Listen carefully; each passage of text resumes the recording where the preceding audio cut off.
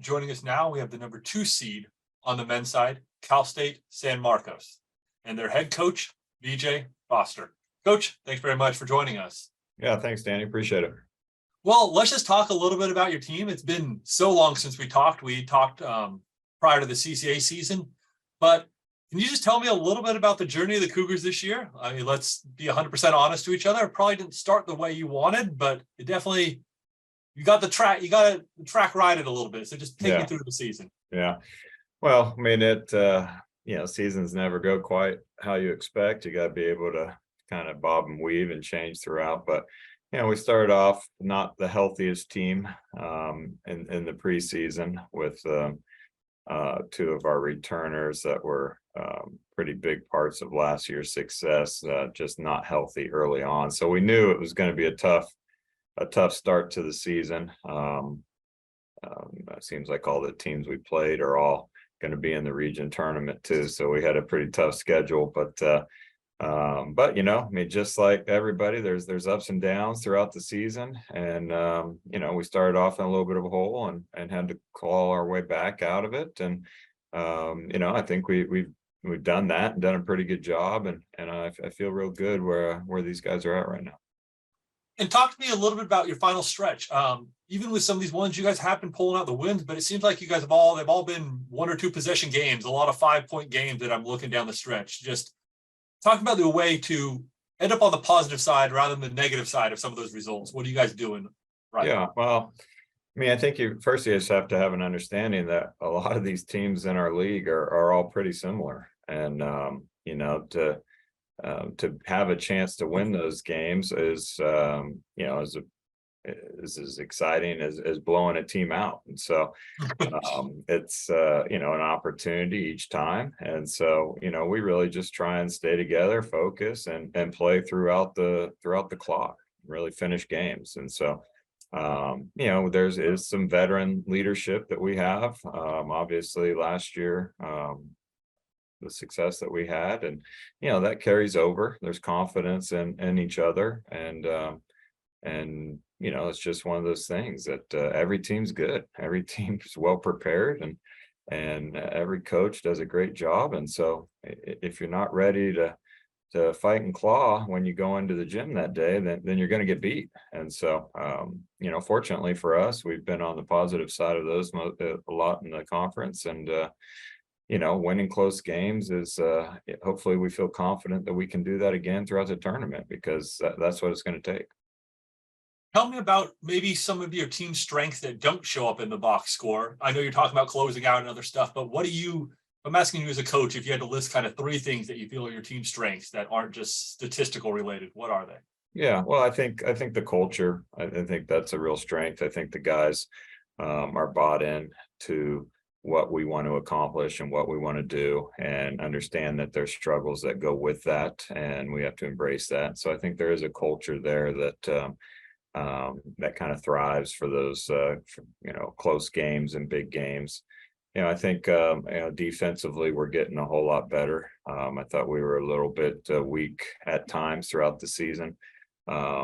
Seems like any Saturday away game we really struggled with this year. And so but I felt like when we were fresh and really prepared, I thought we really played some really solid defense and rotating out of some of the traps and some of the things that takes all 5 guys kind of being together, able to execute. And I think we're sharing the ball. I think guys are looking for one another and creating for one another a little bit more. And I think as the chemistry gets better and better throughout the course of the season, that usually improves a little bit. No, thank you very much. I mean, I look right here at the stats, and there's as much of a difference. You guys are leading the conference right now, giving up less than 66 points a game. There's more of a difference between first and second place than there is between second and 11th. So, sorry, second and 10th. So it does make a big difference just about the impact you guys have had on the game on that side of the ball. So just wanted to hear a little bit. So talk to me about, I got to ask you on this one, Greg Milton. You talked about some of the other ones. You guys had some really good players. I know you have some good guards, but just talk to me about the way he seems like he's really stepped up to be one of the leaders for you guys on the court, both in the Yeah. scoring role and I'm sure there's more than just that. Yeah, well, seems like every time we have a really good players down here, they kind of take ownership and put in the extra work. And he is a gym rat. He works extremely hard away from practice. He gets in here extra, he gets shots up, he watches film, and so he approaches things the right way. And obviously, he's very talented, but he's also very driven too. That he wants to be one of the best players in the league, and wants to lead this ball club and really play on both sides of the ball. And so he was great for us last year, and fortunately that's carried over. He put in the work in the off season, and it's really a credit to him and how much he really wanted to be a good player, and he's put in the work to do that. Thank you. We got to admit, you guys are the defending CCAA tournament champions. You guys were actually the number 3 seed in the tournament last year. You guys are the 2 seed this year, so you get that first round bye. But you guys have a fair number of people returning from last year. What lessons can you take from last year's tournament and apply it to this year's tournament?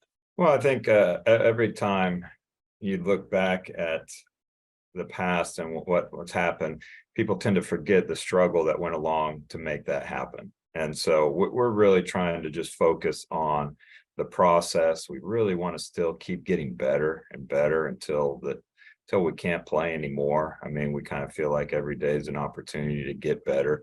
And so we don't want to focus too much on we're the defending champs. We want to focus on the correct process in which we go to compete for this week. And I think the guys are all understand that. The veterans certainly do. Last year we had a real nice quiet confidence to us going into that tournament. We put in a lot of work, we put in a lot of preparation, and we played really good ball last tournament, really all last season, but specifically in that tournament. And I think that success is nice to have in the back of your mind, but after you kind of push that aside, it's back to the process and what we have to do and what we have to expect, and hopefully we can feel confident going into each of these games, or at least the first game, then hopefully the second one.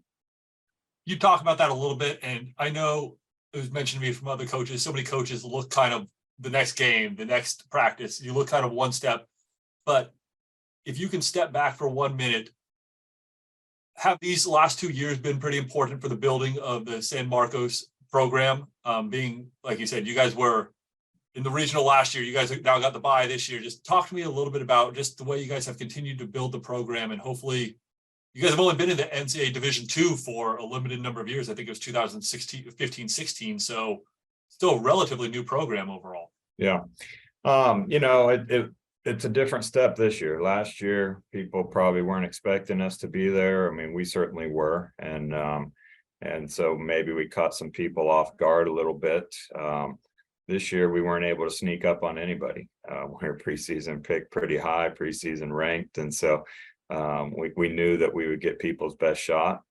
We knew people would game prep and do some different things. And so we'd have to adjust. And so, it's a different challenge when you're getting the best out of from everybody. And so, the guys really embrace that. And, we much prefer to be favorites and underdogs, that's for sure. And so, all that either gives you some fake bravado, or it motivates you to really work hard to really accomplish what you want to do. And the work ethic's been terrific. The leadership's been terrific. And, getting off to that slow start, like we talked about earlier, it would have been real easy to start questioning, and that never took place. And so we were able to really, try and be as steady and consistent as we possibly can be. And that just comes with giving our best each day and each game.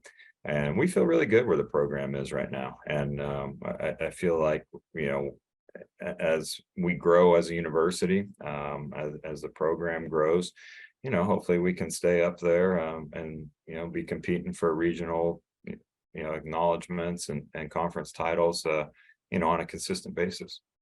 Well, thank you very much. We just appreciate having a little insight into the Cougars program.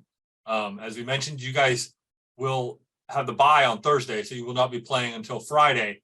You guys will be that first time slot on Friday. So you guys will be the noon time slot on Friday, and we'll play the winner of the number 3 game between actually San Francisco State and Chico. So, Coach, good luck. I'm looking forward to seeing you up in Turlock. All right, Dan, appreciate it.